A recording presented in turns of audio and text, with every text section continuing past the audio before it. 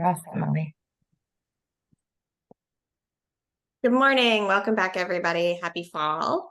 I am thrilled to call the September meeting of the Outreach and Engagement Committee to order. Stephanie, could you do a roll call, please? Of course, good morning. Ava Bermuda Zimmerman. Present. East of Canada has not joined us yet. Adrian Cochran will not be joining us today. Sheila Hummel. Sheila has not joined us yet. Molly Weston Williamson. Present. And Justin Zarman. Present. Right, we do not have a quorum. Thank you, Stephanie. I'm going to take a minute just to acknowledge that I believe we do have a few members of the public here with us today. Thank you so much for joining us. The next item on our agenda is approving the July minutes, since we didn't meet in August, but since we don't have a quorum, we're going to skip over that. And if we have a quorum later, we can always circle back. So with that, I'm going to turn us over to Jessica for our first round of updates. Thank you, Molly. Good morning, everyone. And let's, all right. So the first thing I wanted to mention is that Connecticut Paid Leave had a explainer piece in the Connecticut Mirror, which was essentially an explanation of Connecticut Family and Medical Leave versus Connecticut Paid Leave, the differences and how they work together. So one of their reporters, Gabby D. Benedictus, interviewed Aaron. It was published on September 11th. I do have it linked in here so that you can read it if you would like to.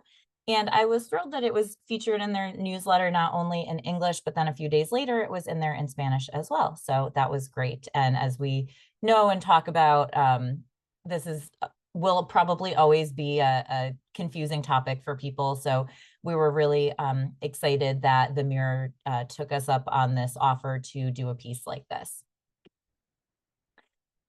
We are working on a regional outreach plan. So we, of course, have done a lot of outreach over the past couple of years, but we wanted to take a new approach and really kind of reorganize all of our information and then come up with a strategic plan by region. And so what we decided to do was kind of break the state up, not in the typical counties that we see, but we took this new census map that's being used of regional boundaries.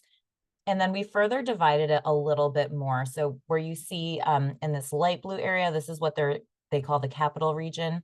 We divided it into northeast, northwest, southeast, southwest, just because it's such a huge area. And then furthermore, we divided up what's called Western Connecticut, which is essentially all Fairfield County, into lower and upper, because there's just a sort of a whole different culture in lower Fairfield County than there is in upper Fairfield County. So these are sort of the regions we're working on. And what we're doing is we have identified different categories, many of which we already have partners in or have done a lot of outreach to, some that we are just starting to venture into for the first time. I won't read them through, but I'll just give you a minute to read them through. And what we're trying to do is identify, we've sort of broken these up amongst the outreach and engagement team so that each person is responsible for a couple of categories and really doing a deep dive to pull together all of the information that we already have. Molly, I see that Isha just joined the waiting room. So do you want me to pause so that you can go back to the minutes, or do you want me to continue and then you'll circle back after? So first, I just want to acknowledge that we have had another board member join us. Thank you, Isha. Hey, good morning, all. Thank you. Let's finish the update and then we'll circle back to voting on the minutes. Thank you. Okay, great. So what we're doing is once we have compiled all of this information in one place, then we'll be looking region by region and coming up with our plan as far as events that we want to target in that area, media pitches we want to make, different organizations, and how we want to approach working with them. And so I wanted to just pause here and take a moment to ask you all, in looking at our list of categories, if there are others that you think we're missing, because we really do want to make this sort of our comprehensive source of truth, if you will, that we can refer back to time and time again as we come up with new information that we want to push out, or things of that nature. So would love to hear if you think there are any other groups or categories that we should approach. So I'm curious, is there a separate list that has more of the business-based outreach on it? Yes, thank you. Thank you. That is a great point. Yes, this is the what I think of as consumer, direct to consumer marketing piece. Separately, we are building another spreadsheet that will have the business-based outreach with the chambers of commerce and the trade associations, things of that nature. Got it. Because I was like, I know that they've done a ton of viewing with chambers of commerce. Yeah. It's a different list. Makes a lot of sense. Before I turn it over, I know Ava's hand is up. The other thing I would ask about is like charitable foundations. Both as useful resources, particularly when there's like local community foundations. They're both useful resources in themselves, but also can be a great way to get to grantees. So that can be a useful way to get to both ones that are more statewide, so like health foundations, women's foundations, those kind of folks. But I think particularly for some of these like a little bit more insulated regions or places where it's been harder to crack, if there are even smaller regional funders, that can be a useful additional avenue. And also they can help you make good lists. I see Ava's hand is up. Yep, I just wanted to add advocacy groups. So 12 CT Voices. Obviously, you've done a lot of work with unions. Advocacy Recovery for All. A lot of advocacy groups have listservs and following. So I think that would be really helpful to add to the list. Great, thank you. Yeah, and in some cases, it's really, we know the groups that we've worked with, but we're just trying to make sure that we kind of categorize them appropriately. So, you know, certainly that's a great point, Ava. Thank you. All right. Well, just know this is an ongoing project for us. So if, you know, you wake up at 2 o'clock in the morning and think, oh my gosh, I wish I had told them they should reach out to XYZ, please let us know, because we really do value your input and your expertise and the different organizations that you're aware of. So Can we pause for a second? I thought I saw Isha come off mute. Sorry, I don't mean to put you on the spot. I'm all set, Molly. Okay, great. Thank you. Thank you for that feedback. Appreciate it very much. The next thing I wanted to highlight is last week, I think it was it last? Yeah, it was last week. Oh my gosh. On September 12th, Erin was invited to participate in a panel discussion hosted by the Bipartisan Policy Center. They shared results on a recent poll that they did amongst non-working, what they called prime age non-working Americans, so ages 20 to 54, who were either not working by choice, so they were not seeking work, or they were currently unemployed, and asked a lot of questions about paid family and medical leave and some of the barriers that were keeping them from working. So Erin was joined by program leaders from a few other states, New Hampshire, Oregon, and Maryland, and the event was moderated by Eleanor Mueller from Politico. I have linked the panel discussion, which was about an hour long, so you can feel free to watch it if you would like to.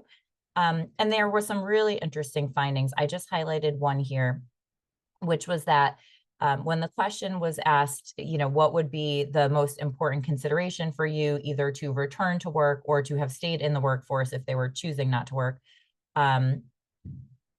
access to paid family and medical leave was nearly as important by 1 percentage point as compensation, and very closely as important as flexible work schedules.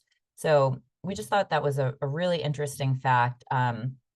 This was a great opportunity for Connecticut to participate on that national stage. And so we're thrilled that they reached out to Erin and that she was able to participate on our behalf.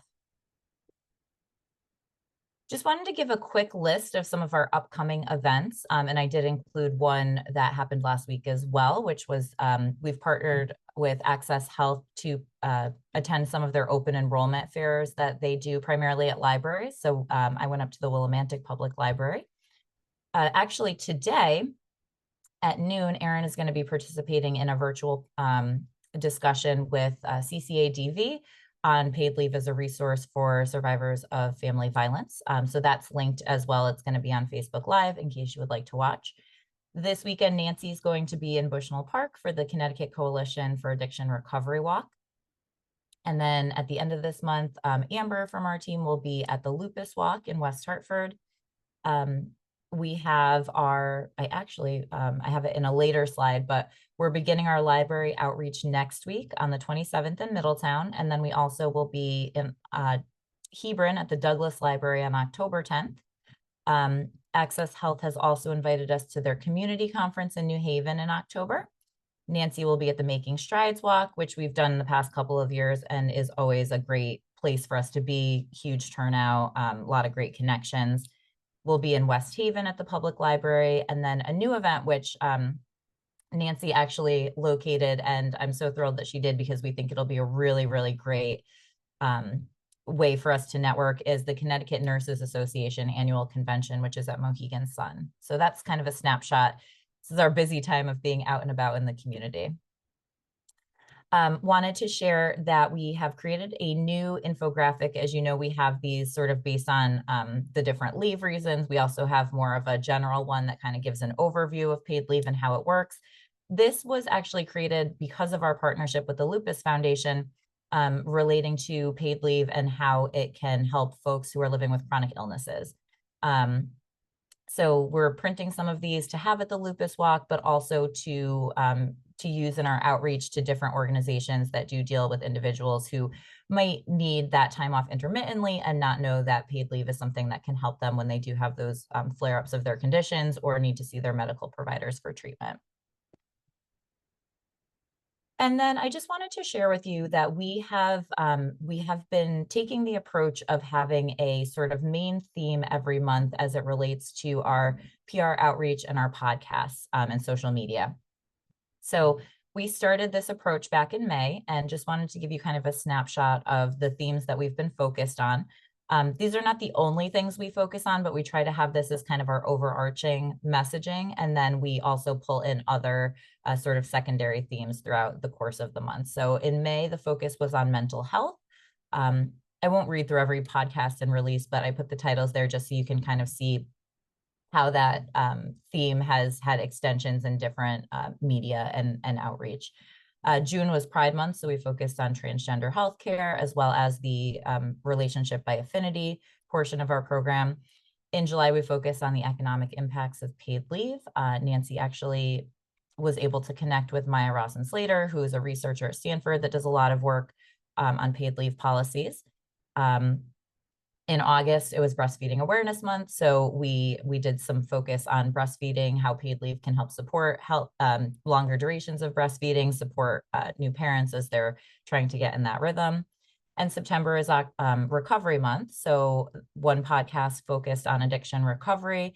And we have an op-ed that will be shopping out to different media outlets, which was written by the VP of Outpatient Behavioral Health at the Wheeler Clinic. And then October, our main focus will be domestic violence, November, caregivers, and December will be living with chronic diseases. And then lastly, as I mentioned, we have our library campaign kicking off next week. I just wanted to share with you some of the different promotion that we've done for that. So we have done a geofencing campaign around targeted locations in the Middletown area, which includes healthcare facilities, doctor's offices, physical therapy offices, and the like. We also did this, actually, it sounds funny to say, but we did a fax campaign where we faxed this flyer to OBGYN offices in the area and asked if they would print, take the fax and put it up in their waiting rooms. We also had one of our colleagues in our IT department who lives one town over from Middletown who graciously volunteered to go and post the flyers around Middletown, which was wonderful. And then quite a bit of social media promotion as well. So that concludes my somewhat lengthy report. I'm happy to answer any questions that anyone might have. Do we have any questions or thoughts for Jessica? I'll say that Erin was excellent on the Bipartisan Policy Center presentation. And I think it was a great chance to share a lot of what Connecticut has learned, especially because the particular constellation of states meant that Connecticut has more of a track record than a lot of the folks like Oregon was on, whose program started paying benefits on September 3rd. So we know a little bit more than them. I see Ava's hand is up. I'm just wondering, are you guys going to post where you're going to be for the next few months online on the website? Yes, so we still have on the events page, we have our calendar. And so Stephanie has been great about posting the events. As soon as we identify where we're going to be, she puts them up. She puts a link to that organization's website so that folks can gain more information. So yes, we'll definitely continue to do that. Awesome. Other thoughts or questions for Jessica? So I'm going to pause this for 1 second before we go to Nancy in the podcast to circle back to vote on the minutes, just because I know we sometimes lose our quorum later in the minute. Is there a motion to approve the July minutes? So moved. Is there a second? Second. Any discussion on the July minutes? Hearing none. All those in favor of approving the July minutes, please say aye. Aye. Aye. Any opposed? Any abstentions? Okay, I believe the ayes have it. Thanks so much for bearing with us, folks. And now I will throw it over to Nancy to take us back to talk about the podcast. Hello, everybody. Steph, is there any way that you can let me share my screen? You're all set now, Nancy. Great.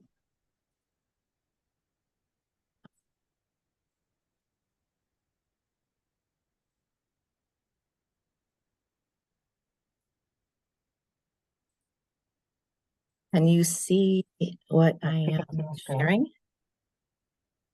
Can you see? Yes, we can see. Okay, great. So these are the podcast topics. And as you can see in August, Jess talked about the breastfeeding awareness. And so these were the guests that I had. Monica Belia from the Department of Public Health, she was on, as well as Taylor Smith, who is one of the co-chairs of the Breastfeeding Coalition. And we had a really good discussion about minority women and the health disparities. And it was just a really frank and honest discussion. And it was really a little bit more about breast or chest feeding, and also the policies that are put in place for the workplace. And so it was a little more of the policy aspect of it. And then the second podcast I did that month was with Dr. Jennifer Schwab from Rocky Hill Pediatrics. And it was more the doctor's aspect of breastfeeding and how you do it that way. And maybe you need to have a lactation coach to help you. And she also talked about her difficulties with breastfeeding, because breastfeeding isn't always very easy. So we talked a little bit about some of the misconceptions about breastfeeding. September is National Recovery Month. I talked to Teo Anderson Diaz from the Wheeler Clinic, and he is really an amazing guy. He works as a licensed social worker. He's a behavioral health care leader, and he's a practitioner as well at the Wheeler Clinic. And we talked about the Wellness Center and some of the roadblocks for people trying to get treatment, because of course paid leave does cover that. And so his was really a very frank discussion about the mental health aspect of substance abuse, because he also works with that. The one that's coming out on Monday is Kevin Schuler from CCAR, which is Connecticut Community for Addiction Recovery. It's sort of a centralized resource that provides support and services for recovery. And Kevin, his story is amazing. So he's a person who's battled with addiction since he was very young, and Narcan saved his life. He's been in a coma.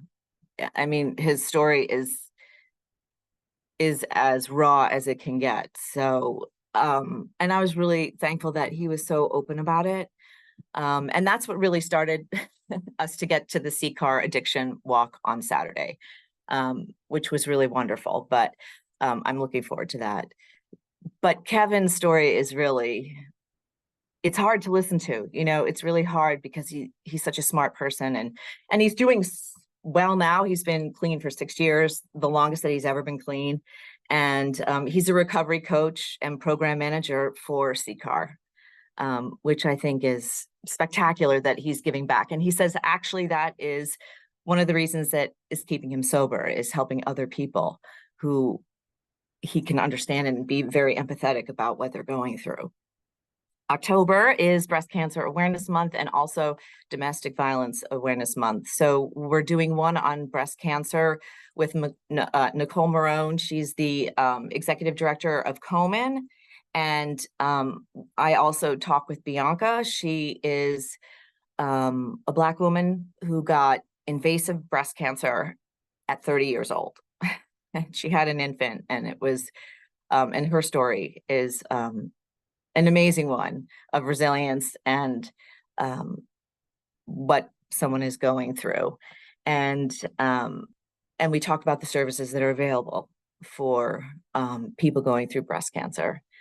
And it's also Domestic Violence Awareness Month. So I'm going to be talking to about the court system, going to civil court, going to criminal court. And I'm talking with Jennifer Lopez from Interval House. And we're going to have a survivor who has been going through the court process.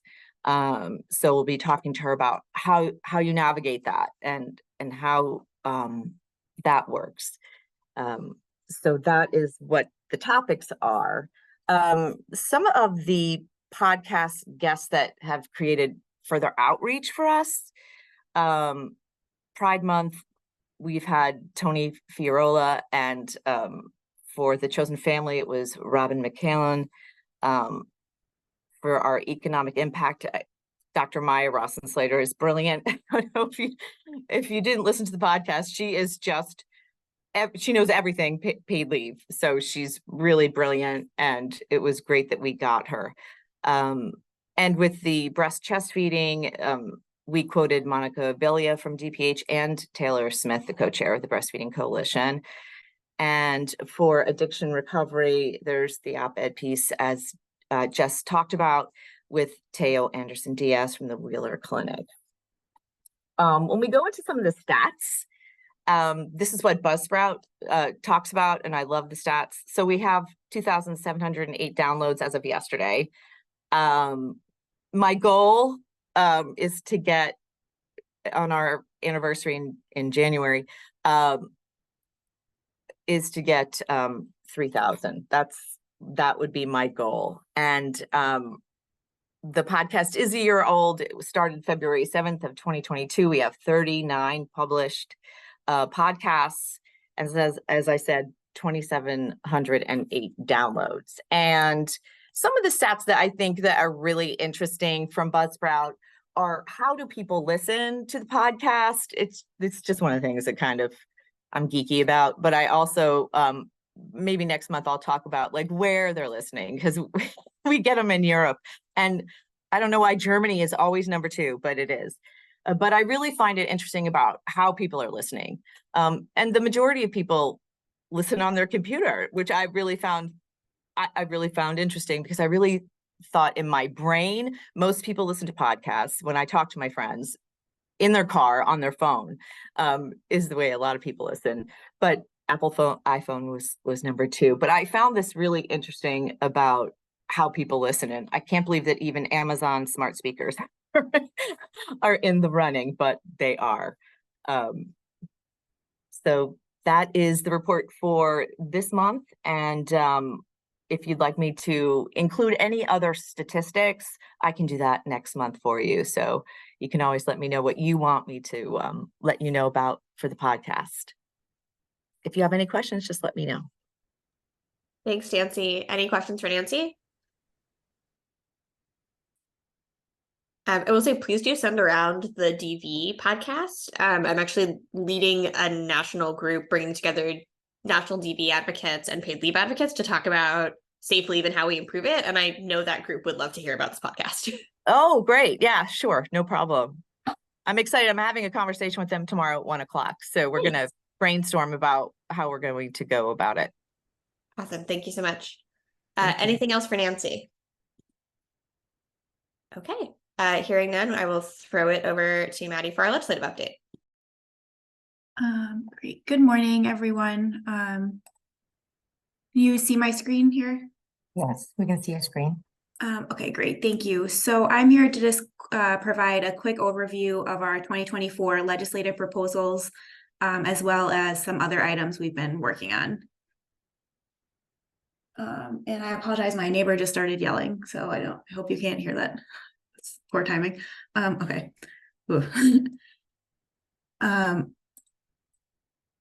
Okay, so we are preparing right now for the 2024 legislative session, which begins in February and ends in May of next year. So I'll provide just a quick synopsis of our proposal for next year, which includes mostly technical changes to our statute. Our plan is to present these proposals to the full board for approval during our October meeting. So as I mentioned, we are proposing 6 changes to our law. Again, they're mostly technical. First, we'd like to change the date of our annual report from July 1st to September 1st. We're already required to submit a financial report on September 1st, just a few weeks after. We're also required to submit our full annual report. It just makes more sense to submit both reports at the same time. And the later date also gives us some more time at the end of our reporting period to really pull together the data and make sense of all of it. Second, we're proposing creating an affirmative obligation and allowing the authority to impose penalties on employers who are non-compliant with registration, reporting, and contribution requirements of the law. Third, we're also proposing to allow the authority to charge interest if an individual does not pay a penalty or repay overpayments in a timely fashion. Fourth, we're looking to allow the authority to impose monetary penalties on attempted fraud, even if the fraud was discovered before benefits were paid. This is a way to continue to protect the program against fraud and dissuade people from attempting to commit fraud. Fifth, we'd like to clarify what other benefits from a state or federal program should not require denial of Connecticut paid leave. Including, receiving workers' comp medical benefits only, et cetera. This is something we've already adopted in policy and we're looking to solidify in our statute. Finally, you may remember this as a component of legislation that we supported last session that unfortunately didn't pass, but we're also looking to provide a much clearer definition of municipality in Connecticut paid leave and FMLA. Essentially as any municipal organization having the authority to levy and collect taxes. This is important because right now a clear definition of municipality doesn't exist in our statute, and it's led to some confusion around who is and isn't covered. I also just wanted to flag that we've continued to distribute a monthly newsletter to legislators. In August, our newsletter had a 33% open rate, and the next one will be scheduled to go out either at the end of this month or very early in October. This isn't mentioned on this slide, but we're also doing outreach to legislators in the districts where we're hosting library events to make sure that they know about the event and can share a flyer with their constituents. We'll also plan to kind of send like a little debrief to them afterwards to let them know that, we did this event, we're in your district, and here's how you can continue to share information. In addition to the great events that Jessica just mentioned, we're also planning a presentation to paid leave advocates and coalition members. It'll be hosted by Quell for She Leads Justice on October 4th. We're also really excited to partner with legislators, including Representative Reyes, Representative Sanchez, and a few other legislators on an event to honor Hispanic Heritage Month and raise awareness of our program on October 11th at the LOB. And then finally, we're also scheduled to provide a training for SEIU 1199 staff in November. So, great. Yep, and then I will take any questions too. Thanks so much. I did have one question about one of the legislative proposals about penalties for attempted fraud. I'm assuming that that's geared toward unambiguous intentional fraud, like identity theft type stuff, not you filed a claim for COVID, not realizing it wasn't serious enough, that it was like that the language is set up so it's clearly like willful, intentional, deliberate bad actors. Yes, the language references willful misrepresentation and fraud. So it is a there's mens rea. But right now, it only allows us to impose penalties if it's successful. And that's not a great approach if we're trying to disincentivize people. So it's really just another tool to say, stop, stop trying to defraud us. But it is not, we're very clear both in the language and then the way we have it in our policies that it has to be a finding of actual willful, as opposed to just an application for something that's not covered. We've only had one situation thus far where we've had a person who we identified as an actual person. There's always sort of non-real people, but this was an actual person who very clearly completed all of her documents, pretending to be her employer and her doctor. Like very clear situation. But we've definitely have situations where people try, and we don't want them to try. It's not a good game for them to play. Thank you. Any other questions about the legislative update? Okay. Hearing none, is there any old business anyone would like to raise? Is there any new business anyone would like to raise? I have one thing I'd like to raise. So we have been talking about creating some sort of like a survey, if you will, to just collect some information from board members on different affiliations they might have that could be potentially useful in terms of outreach. So I just wanted to raise that and kind of do a temperature check, if you will, and see kind of how you feel about that, if you think that that's something your fellow board members would be willing to help us with. So we're thinking about perhaps other boards that you might serve on or other organizations in the community that you personally are involved in.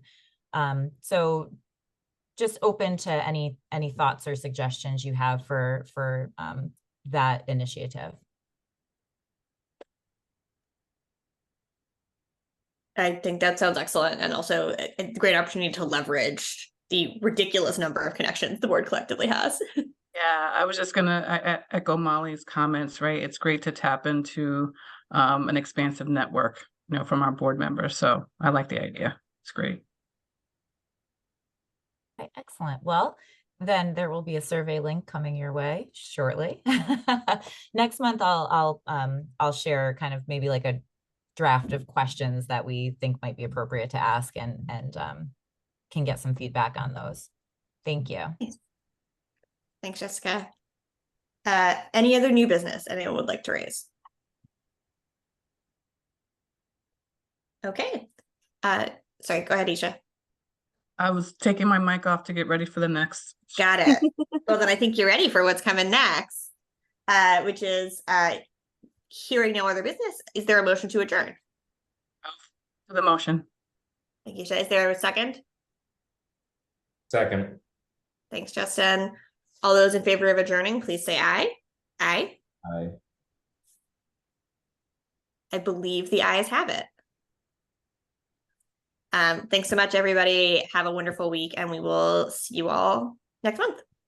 It's a great update today, Thank team. you. Awesome. Thank you. Thank you all. Have a good day. Mhm.